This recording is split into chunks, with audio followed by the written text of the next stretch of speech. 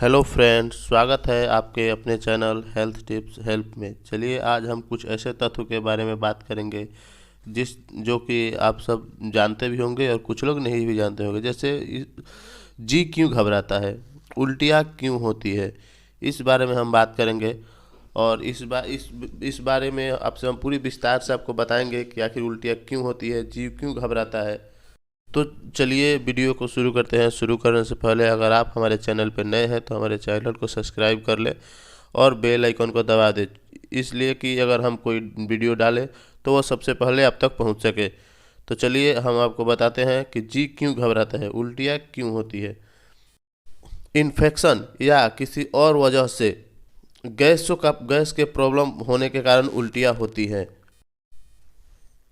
डाइजेस्टेशन में जब खाना पेट में नहीं पचता है तब उल्टियाँ बाहर आती है या उल्टियाँ होती है, और ऐसी स्थिति में डायरिया भी होने का कंडीशन बना रहता है। कभी कभी तो ऐसा होता है कि मुंह पेट दोनों चलने लगता है, तो ये सब गैस की वजह से होता है और उल्टी होती है और मल पैखाना भी होने लगता है, जिसको हम डायरिया कहते हैं। इससे जुड़ी कुछ बातें करते हैं, जैसे जी घबराना, उल्टी होना। ये सब कई कारणों की वजह से होता है। ज़्यादातर जी घबराना, उल्टी होना खाना नहीं पचने की वजह से होता है। ज़्यादातर खाना ना पचने की वजह से उल्टी होती है, जी घबराता है। ठीक है, जैसे कि माइंड हमेशा इधर उधर मैंने उल्टा सीधा सोचते रहता है, टेंशन में हमेशा रहते होंगे।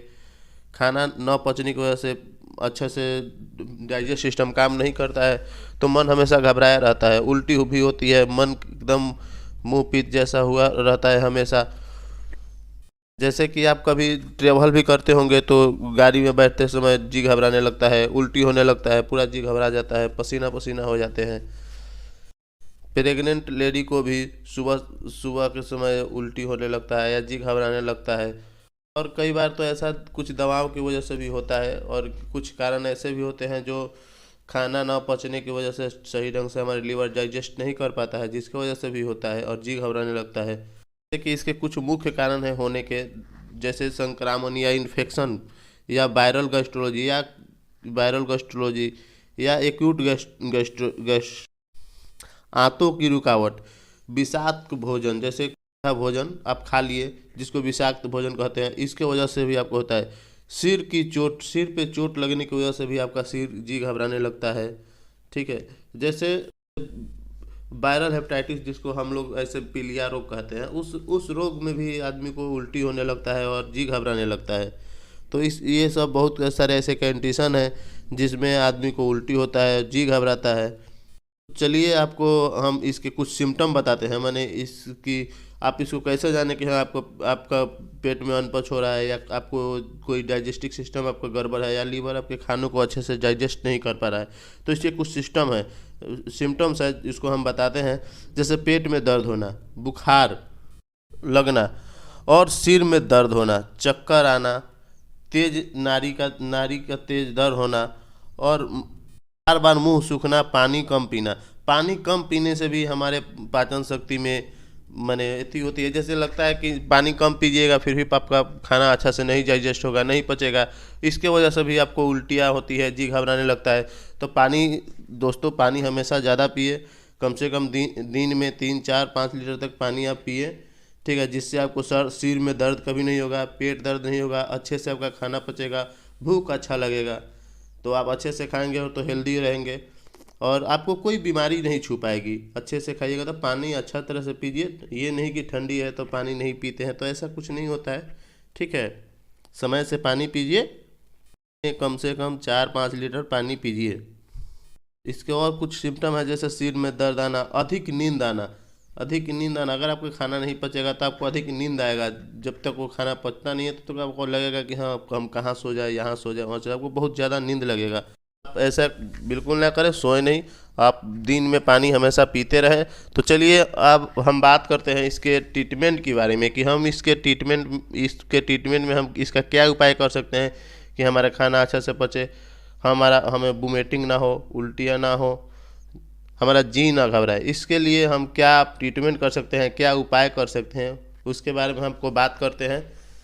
तो चलिए हम आपको बताते हैं कि इसका क्या कुछ टैबलेट है या कुछ दवाइयाँ हैं, उसके बारे में हम आपसे बात करेंगे और वो क्या काम करती है, किस तरह काम करती है, ये भी आपको बताएंगे। अगर आपको बहुत ज़्यादा उल्टियाँ हो रही हो तो इस स्थिति में आप ओंडास्ट्रम टॉबलेट जो 4 mg का होता है उसको आप यूज कर सकते हैं। यह मार्केट में आपको ओंडम के नाम से मिलेगी, आप लेकर उसको खा सकते हैं। सुबह शाम करके उसको खाइए, आपकी उल्टियाँ बंद हो जाएगा। अगर आपके पेट में ज़्यादा गैस बना रहे हो, जैसे बहुत ज़्यादा गैस हो जाता है, तो उसके लिए पेंटॉप DSR है, उसको लीजिए और उसको सुबह खाली पेट 1 टैबलेट खाइए। इससे आपकी गैस की जो समस्या है वो दूर हो जाएगी। और इसके अलावा और भी मार्केट में दवा है, जैसे कि एसीलॉक का नाम तो आपने सुना होगा। एसीलॉक टैबलेट ये भी आपको गैस के काम में आती है, जो एसीलॉक 150 mg के, 300 mg के और एसीलॉक RD के नाम से आपको मार्केट में मिल जाएंगी।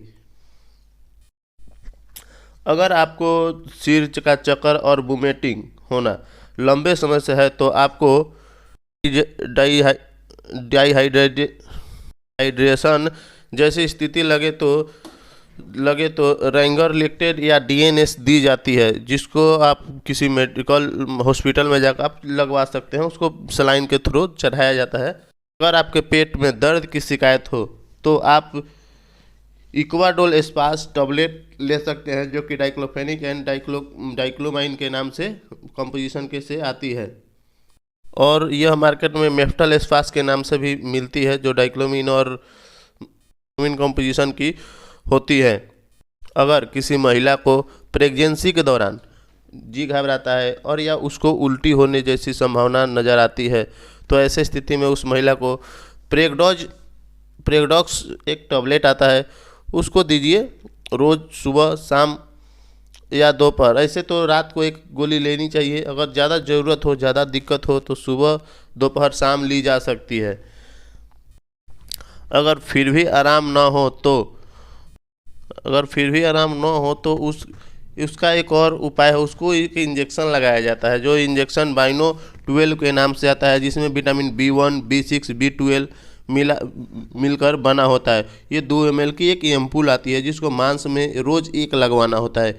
इससे आपकी ये प्रॉब्लम जैसे जी घबराना और उल्टी होना, ये सब आप इससे भी आपकी बंद हो सकती है। और एक और इंजेक्शन होता है, जो कि आपको उल्टी बहुत ज़्यादा होता है, बहुत ज़्यादा आपके शरीर में गैस बना रहा हो या हिचकियाँ बार बार आती हो, इसमें एक पेरिनर्व इंजेक्शन आता है। उस 2 ml का एम्पूल वो भी होता है, उसको भी आप लगा सकते हैं।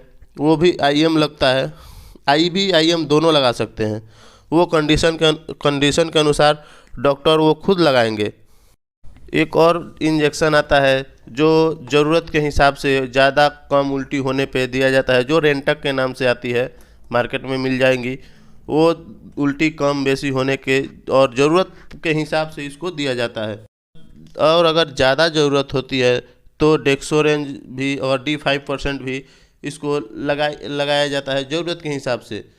तो चलिए दोस्तों, आज के लिए बस इतना ही। तो चलिए मिलते हैं अगले वीडियो में किसी और मेडिसिन के साथ। तब तक के लिए धन्यवाद। अगर आप हमारे चैनल को अभी तक सब्सक्राइब नहीं किया है तो प्लीज़ सब्सक्राइब कर ले और बेल आइकन को जरूर दबा दें, क्योंकि मैं मेडिसिन से रिलेटेड वीडियो डालता रहता हूं, तो आपके पास नोटिफिकेशन सबसे पहले गिरे, सबसे पहले पहुँचे। इसके लिए आप बेल आइकन को अवश्य दबाएँ।